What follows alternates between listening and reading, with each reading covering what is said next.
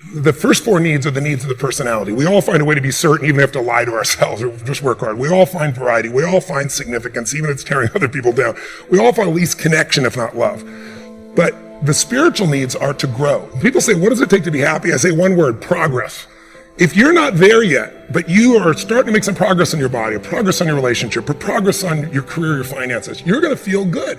And when you achieve it, how long do you feel good for? Not very long, because when you achieve it, you stop growing. You kind of celebrate. Nothing wrong with that. But how long after you get that thing you wanted are you happy? A week, a month, a year?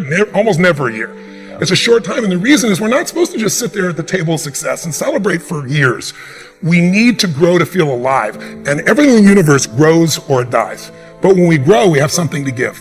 And when we give, people often say human beings are selfish. I've been selfish. I'm sure you've been at times, but that's not my core and it's not anybody's. And I'll prove it to you.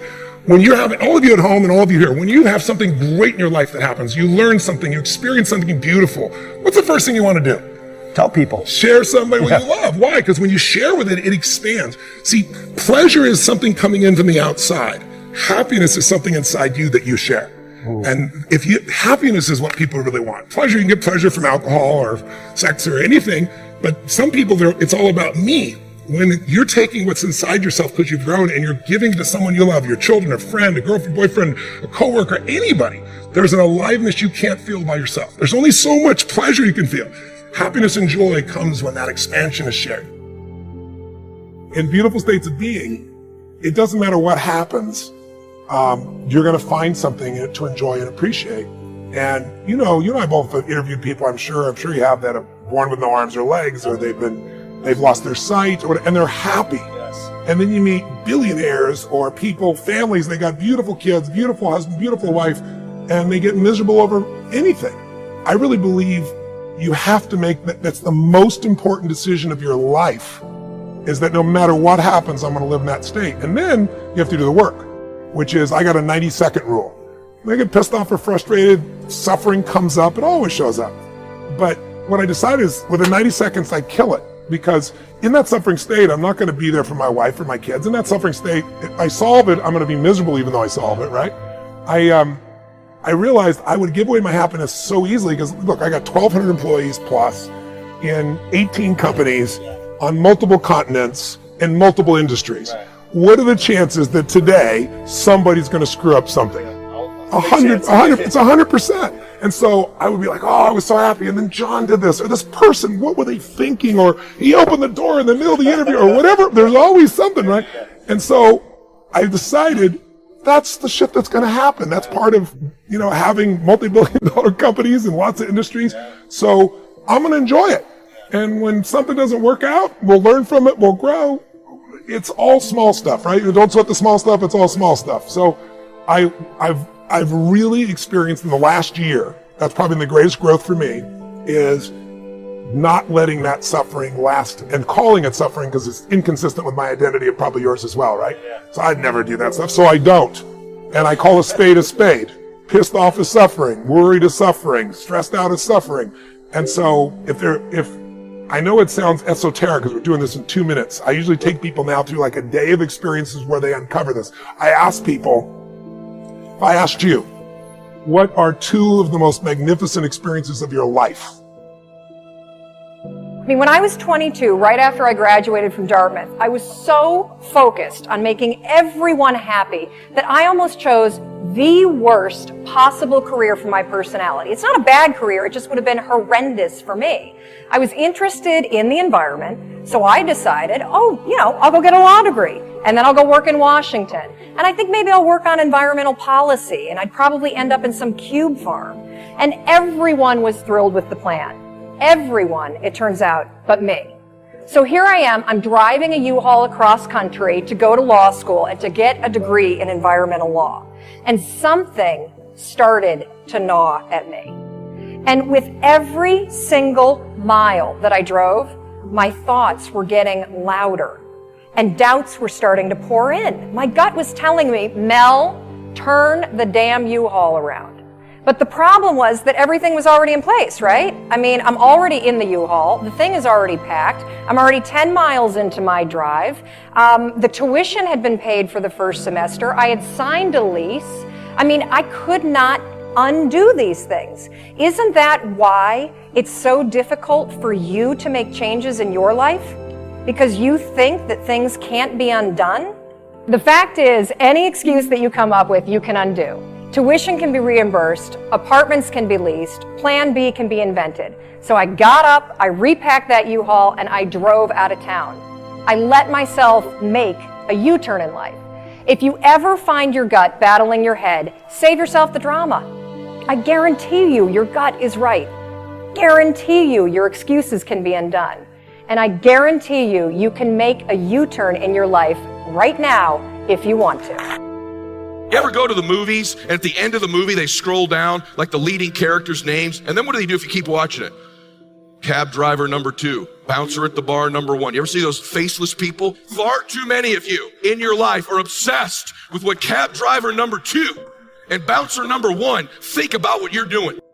Instead of the lead characters, you're obsessed with what other people think about you. The thing that's going to kill your dream is your addiction to other people's approval.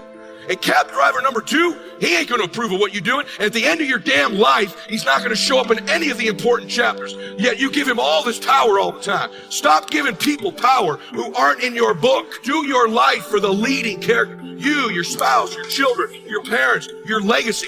They're the lead characters in the story of you, of your life. Because the more you decide to take control of the narrative, of the script of your life, and you live your dream, the more likely at the end of your life, you're going to meet that dude. You're going to meet that woman. To thine own self be true. You're going to say, Robin, that sounds sort of familiar. Of course, it's Shakespeare. To thine own self be true. You know, Oscar Wilde said it so much more elegantly than I ever could. He said, be yourself. Everyone else is taken.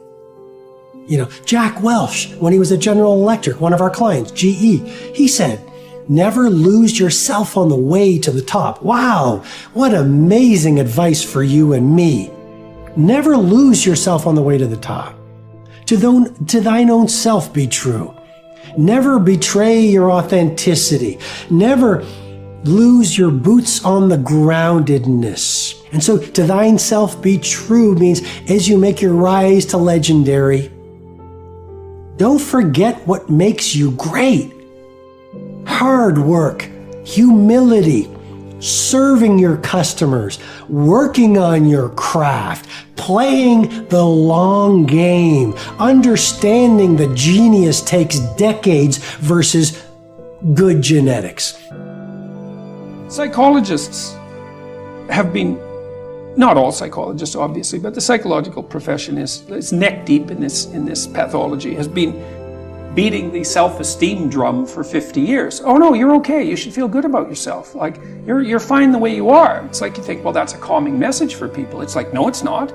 It's not at all. And I watch my audiences. It's like, it's full of people in the audience who think, I'm suffering a lot more than I think is tenable. A whole bunch of it's my fault. My life is not in the order it should be. I know I'm doing 50 things wrong. It's like, what the hell's wrong with me? What's wrong with the people around me? This is really serious. And some, well-meaning person comes up and says, you're okay just the way you are. It's like, no one wants that message. It's like, no, I'm not okay the way I am. I'm not okay at all the way I am. I know that. And so, when I'm speaking when I'm speaking now, I say to people, well, you're nowhere near what you could be. That's the positive message. It's like, yeah, you're a mess, but you don't have to stay that way. If you're a mess, you know it. Obviously, you're suffering away like so much you can barely tolerate it. It's like, that's okay. You could do something about it. And so that's the thing that turns the lights on. It's like, you could do something about it. It's like, oh. Everybody lean in nice and close. Self-compassion. It's probably the most important thing that you can do for yourself is when you f*** up, you need to forgive yourself. Okay, so that's really, really important. So, and I'll walk you through an example. About 20 minutes ago, I get really frustrated when people are trying to tell me something, but they're whispering. That redlines me in a way that I can't even begin to tell you. And so it just happened while I'm here live on camera, and I hold myself to a standard of catching my emotions before they rise up. Now, this has happened twice today. The first time it happened, I caught myself. Yay! The second time it happened, I was like, for real? We're doing this again? And I got very frustrated. So I was very disappointed in myself for that. I need to be compassionate towards myself, forgive myself for that, get better, use it as practice, and remember that life isn't performance, it really is about practice. So once you can meet yourself with compassion, then you can begin to let go of whatever it is that's really with your mindset. You can get back on track, you can refocus, and don't wait till Monday. And that's a mistake that everybody makes. So if you fall off the wagon, like if I fell off the wagon at 9:58, at 9:59, I'm back on the wagon. So I'm not waiting even for 10 o'clock. Like you literally do it right there at that moment, make it a part of your identity that you're the type of person that does that. So that is really, really critical. I've been counting days to get away.